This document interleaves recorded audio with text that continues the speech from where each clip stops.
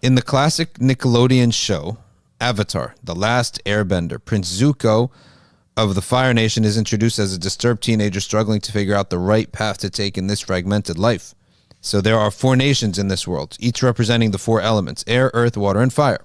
People heard about this? You know about Zuko's? This is your generation. Why don't you put a picture up for everybody? Okay, I never even heard of it until now. So what happens is that Prince Zuko was born to the Fire Lord, the tyrant of the Fire Nation. Abused and neglected as a child, he grows up with rage. One event from his childhood continues to scar him, when his father burned his face and then exiled him because of a minor mistake. And you can only regain your honor if you capture the Avatar. So Zuko then wanders the world as an outcast, relentlessly looking for the Avatar. When the Avatar reappears in the form of a 12-year-old boy, the last survival of an ancient nation, Zuko pursues him with the intent of capturing him and possibly killing him, because that's what would win over his dad again and regain his standing amongst his people. But Zuko, fundamentally he's good. He has a good heart, and that makes him pause. And it confuses him because he's asked to do these 2 opposite things here. Throughout the entire series, his buried conscience screams to be heard, and he wonders what it means to do the right thing. So his personal status would end up, if he saves his personal status, he destroys the world. Or if he saves the world, he loses his dad for good. All right. Well, if he had a faqih, this is a no-brainer, right? This is some situation is obligatory to go against your dad. You know that going against the parents is forbidden, right? But there are circumstances where it's recommended or permitted, and circumstances when it's obligatory.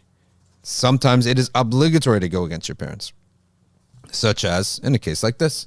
They want you to kill someone. They want you to hurt someone. By the way, I mean, his dad is some evil guy, right? Yeah. So why would he believe him? He shouldn't even believe him. Again, if he took an epistemology class, if someone lied in the past and if someone is an openly corrupt person, you don't believe their promises. Their promises and their testimony are null and void. This dilemma torments Zuko. He almost goes insane. In one instance, he climbs to the peak of a mountain in the middle of a storm and he screams in anger at God. Astaghfirullah. I never understood people who do this. I just never understood that. Pouring out his heart into the wind and the rain. Much like Dostoevsky's Ivan, by the way, Dostoevsky was considered the greatest writer of all time in Western literature.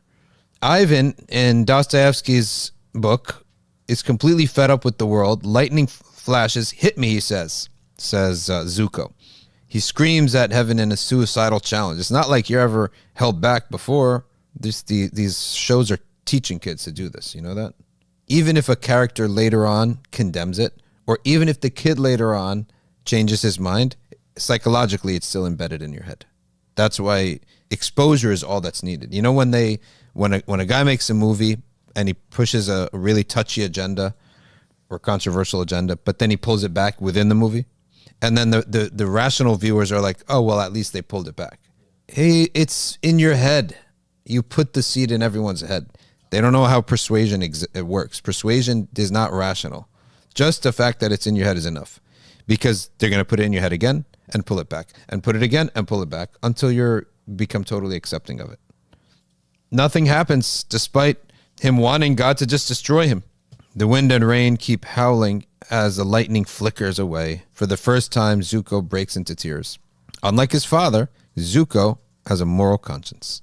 And this conscience causes his internal conflict. This is what is the right thing to do. You see, this is as bad as physical pain, right? In the same way God created disease in the world, he creates a cure. This is far worse in many cases than physical pain. It's physical pain, no one's really at fault for it, usually, in just a sickness in general. So, you know, what people need to realize is the rational need for revelation. A world without revelation, it would almost be like a world without one of its elements. So he wants to know, what is the right thing to do? What's my destiny? Am I on the right path? How do I negotiate my loyalty to my family? And how do I do what's right at the same time? Navigating such questions puts immense strain on a person. There's certain parts of life cannot be gray. You need an answer, black or white. Certain parts, it's too dangerous for it to be gray. All of this inner conflict takes hold of Zuko because of his free will. We're reading from Pearls in the Deep, which is a book that we recently published at Safina Society. You'll see a little Safina Society logo right here, where you can purchase it at meccabooks.com/pearls. He desperately wants to be good, to make his life amount to something, but he is tormented with all the trauma of his past, especially his public humiliation and exile. He constantly blames himself. My father told me I was lucky to be born, he says. It's all my fault. Having consciousness means remembering our past moments. We're painfully aware of who we are and what we have gone through. Animals don't have this. Zebras don't get ulcers, which is caused by stress. If a zebra narrowly escapes the clutches of a lion, it just goes back to grazing nonchalantly. Like, from the mercy of Allah on these animals is they have very short memories. Otherwise, you'd be traumatized your whole life. You wouldn't feel like you want to be in the savannah ever again. You wouldn't go out and graze. So Allah gave these creatures a short memory. So the dark picture of human life I've painted at the beginning seems to suggest that our free will is a curse. Yeah, it is a curse without revelation. And it's not a curse, but we could say it causes pain, which is why revelation is a necessity. You know, when people talk about revelation, they ask and they say, why wouldn't God just send a prophet to everybody to speak in their language? All right, let's say he did. What happens when 100 years pass and you can't relate to that prophet? Like, for example, if there was somebody from 1920, someone in 2020 doesn't relate, right? So, okay, send a prophet to every nation in their language and renew the prophethood every 100 years. Oh, you know that already happens? Those people are called Bani Israel. That was tried. And what ends up happening? You have no value for prophets. Supply goes up, respect goes down. And what did you end up doing? Trying to kill Prophet Isa. Rejecting, at least enough, rejecting Prophet Isa was sufficient. But they tried to get him killed too. So, point being is that what you're suggesting you think is a brilliant idea, Allah Ta'ala has brought it in the world already. The sons of Israel used to receive a prophet constantly, non-stop. They had so many prophets.